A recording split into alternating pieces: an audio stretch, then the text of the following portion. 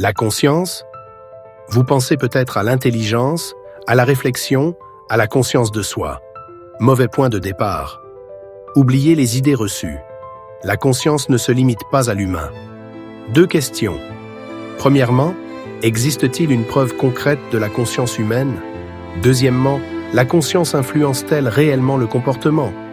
Nous allons creuser ces points avec rigueur. Pas de place pour les intuitions floues ou les croyances confortables. Nous irons au bout du raisonnement et les conclusions risquent de surprendre. La conscience est-elle unique à l'homme? D'autres formes de vie perçoivent-elles leur existence, même à un degré moindre?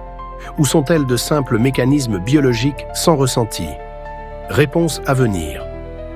Chapitre 1. Comprendre la conscience, c'est remettre en question tout ce que l'on croit savoir sur l'expérience et l'intuition. Vous pensez savoir ce qu'est être conscient? Réfléchissez à nouveau. C'est un concept insaisissable, glissant entre nos définitions bancales. Première erreur, croire que la conscience est évidente. En réalité, nous avons des idées floues et contradictoires sur le sujet. Il faut commencer par éliminer ce qu'elle n'est pas. Thomas Nagel pose une base. Un être est conscient s'il y a quelque chose que ça fait d'être cet être. En clair, s'il vit une expérience subjective. Vous, en ce moment, ressentez. Votre chaise, elle, n'en a probablement rien à faire. Mais jusqu'où s'étend cette conscience? Est-elle limitée à l'homme, à certains animaux, à toutes les formes de vie? C'est là que les intuitions interviennent. Problème, l'intuition est un outil bancal. Elle peut nous guider comme nous égarer. Un exemple, vous croisez un inconnu dans le métro. Quelque chose cloche. Son visage est rouge, ses pupilles dilatées. Vous sentez une menace. Votre instinct capte ces détails sans analyse consciente. Mais l'intuition peut aussi se tromper. Pendant des siècles, elle nous a fait croire que la Terre était plate. Elle nous dit que l'avion est plus dangereux que la voiture, alors que les statistiques prouvent l'inverse. Méfiez-vous de votre intuition. Elle vous donne des indices, pas la vérité. Ici, on ne cherche pas à conforter des impressions. On cherche des faits. Chapitre 2. La conscience n'appartient pas à l'homme. C'est une certitude, nous sommes conscients. Mais c'est la seule chose dont nous sommes sûrs. Notre expérience est limitée à notre propre perception. Notre intuition nous trompe, nous poussant à croire que la conscience nécessite des traits humains. Faux. Regardez de plus près, nos comportements n'ont rien d'unique. Prenez les arbres. Le sapin de Douglas et le bouleau à papier échangent des nutriments sous terre via un réseau de champignons et de racines. Le réseau mycorhizien.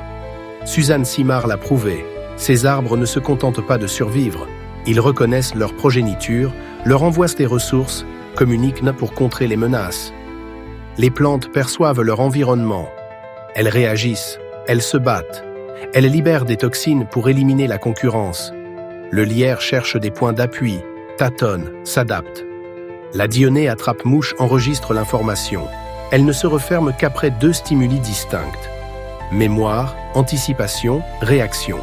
Ce que nous découvrons dérange. Les plantes sont plus proches de nous qu'on ne l'admet.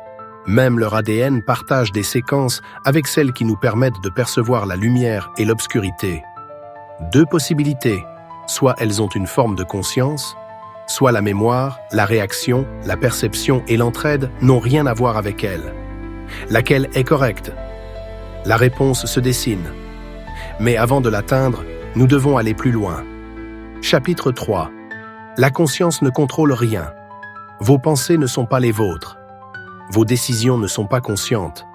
Votre cerveau agit, votre conscience suit. La plupart du temps, vous réagissez par automatisme. Un stimulus, une réponse, pas de réflexion, pas de choix, juste une exécution programmée.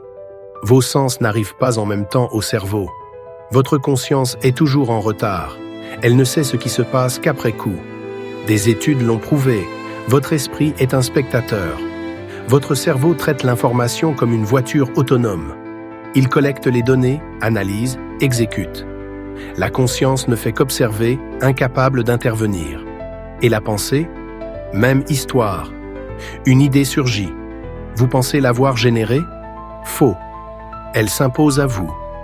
Vous rappelez-vous avoir consciemment décidé de penser à un vieil ami? Non. Ça vous est tombé dessus, sans raison apparente. Vos pensées sont des réactions.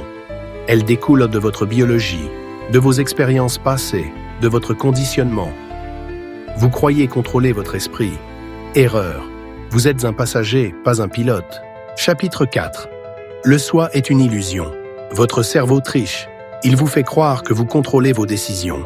Il vous fait croire que vos sens captent la réalité en temps réel. Faux. Vos perceptions arrivent en décalé. L'ouïe précède le toucher.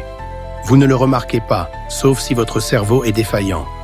L'agnosie disjonctive le prouve. Certaines personnes voient un son avant de l'entendre. Et puis, il y a la plus grande illusion, le soi. Vous pensez être une entité distincte, un noyau au centre de tout ce qui vous arrive. Erreur, ce n'est qu'une construction mentale. Changez votre perception et le soi disparaît.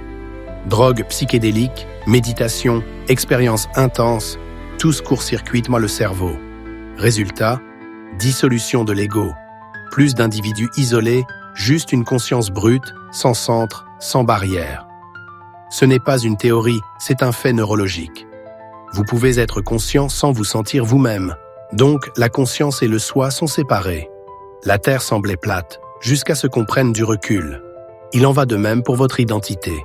Un mirage, une supercherie. Chapitre 5. Toute matière pourrait être consciente. L'idée semble absurde. Elle ne l'est pas. Scientifiquement, elle tient debout. Si la conscience n'est liée à aucun comportement spécifique, pourquoi serait-elle limitée aux humains? Poussons plus loin. Et si toute matière possédait une forme de conscience? Ce n'est pas du mysticisme, c'est du panpsychisme. Une théorie qui colle parfaitement avec la biologie et la physique. Regardez de près la matière qui vous compose. Elle est identique à celle des plantes, des étoiles, des rochers. Pourquoi cette matière deviendrait-elle soudainement consciente ici et pas ailleurs? Ce serait une anomalie. La science rejette les anomalies. Depuis les années 1930, des biologistes et philosophes défendent cette idée.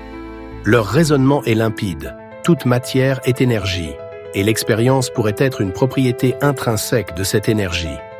Pas d'incohérence physique, pas d'exception arbitraire. Les sceptiques se trompent. Le panpsychisme ne dit pas qu'un rocher pense. Il dit que la conscience existe sous d'innombrables formes, certaines incompréhensibles pour nous. Imaginez une entité qui ne distingue que lumière et obscurité, chaud et froid, sans réflexion, juste une perception brute. Voilà une conscience minimale.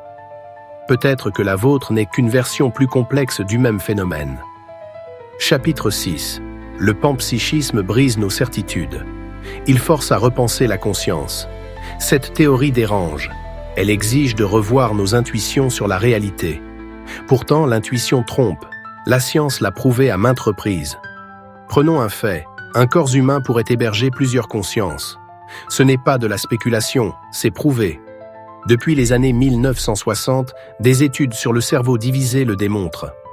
Les patients ayant subi une callosotomie, séparation des hémisphères cérébraux, continuent de fonctionner normalement. Mais quelque chose change. Chaque hémisphère devient indépendant. Deux systèmes distincts, deux flux de pensée autonomes. Exemple frappant, si un patient tient une clé dans sa main gauche mais ne la voit pas, il jurera ne rien tenir. Son hémisphère droit ressent l'objet, mais son hémisphère gauche, responsable du langage, n'a aucune information. Deux réalités parallèles dans un même corps. Ces expériences prouvent que la conscience n'est pas une entité fixe.